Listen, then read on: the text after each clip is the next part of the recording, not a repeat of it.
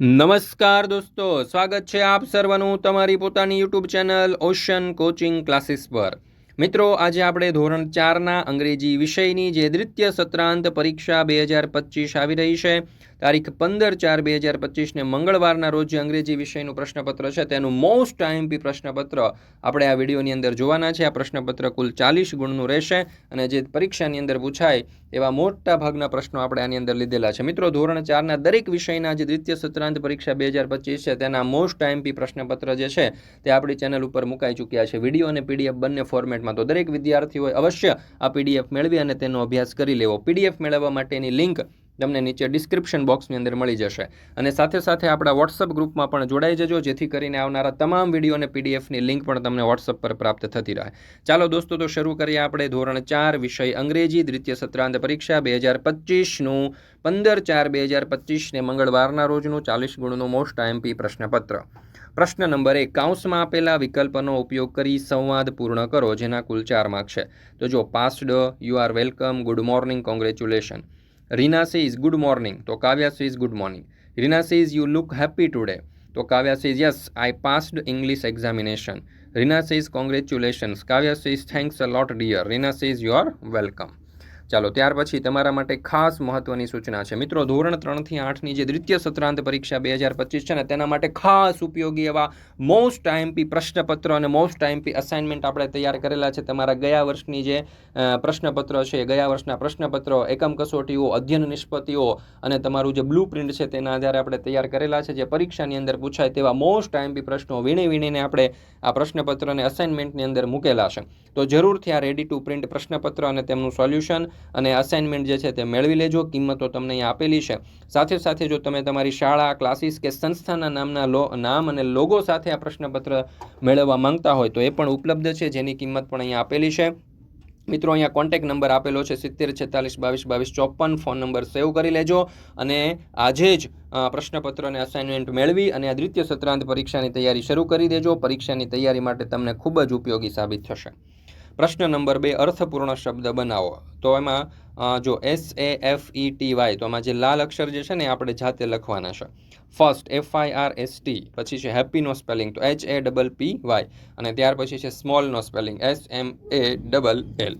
ચાલો, ત્યાર પછી છે પ્રશ્ન નંબર 3, ફકરો વાંચી નીચેના પ્રશ્નોના જવાબ આપો। તો અહીંયા આપણને પેરેગ્રાફ આપેલો છે। આ પેરેગ્રાફ તમારે ધ્યાનપૂર્વક વાંચવાનો છે અને સમજવાનો છે। તો એના ઉપરથી પહેલો સવાલ, how many Sons did the farmer have? તો જવાબ આવશે ધ ફાર્મર્સ હેડ 4 સન્સ। બીજો સવાલ, was farmer happy with his sons? તો જવાબ આવશે the farmers was not happy with them. ત્રીજો સવાલ, what did the farmer give to the sons? તો જવાબ આવશે farmer gave them a bundle of sticks.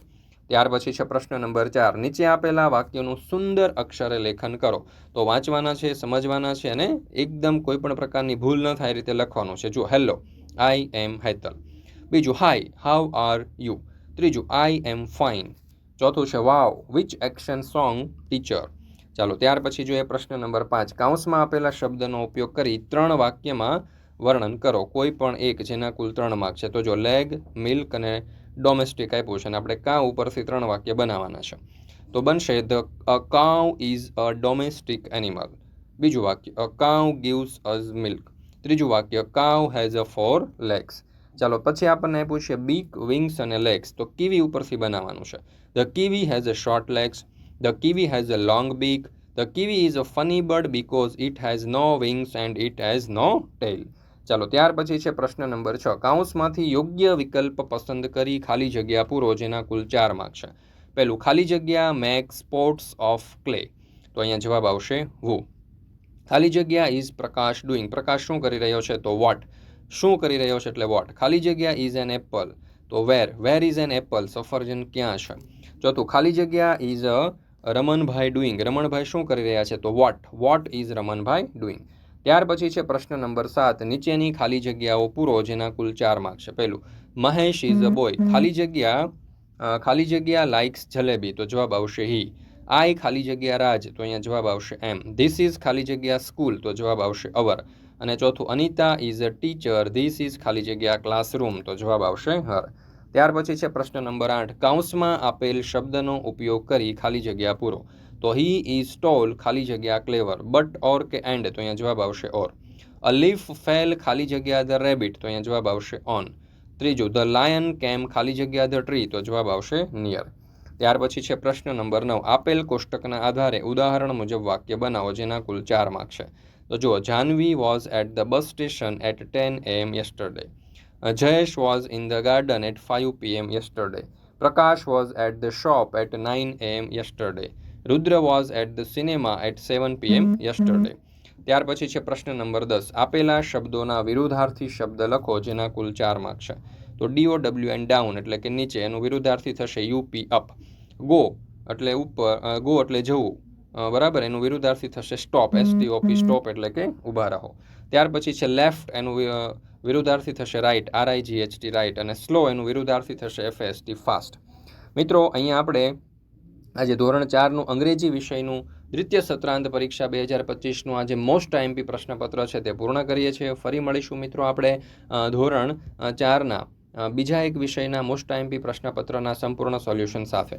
મિત્રો, આપણી આ ચેનલ ઉપર ધોરણ 4ના દરેક વિષયના જે દ્વિતીય સત્રાંત પરીક્ષા 2025 તમારે આવે છે તેના મોસ્ટ IMP પ્રશ્નપત્ર મુકાઈ ચૂક્યા છે. તો જરૂરથી તેનો અભ્યાસ કરી લેજો. પરીક્ષાની તૈયારી માટે તમને ખૂબ જ ઉપયોગી સાબિત થશે. અને સાથે સાથે આ વિડીયો જે છે જો તમને પસંદ આવ્યો હોય તો તમારા તમામ દોસ્તો, મિત્રો, ભાઈબંધો જેઓ પણ ધોરણ 4ની અંદર અભ્યાસ કરતા હોય દરેક સાથે જરૂરથી શેર કરી દેજો.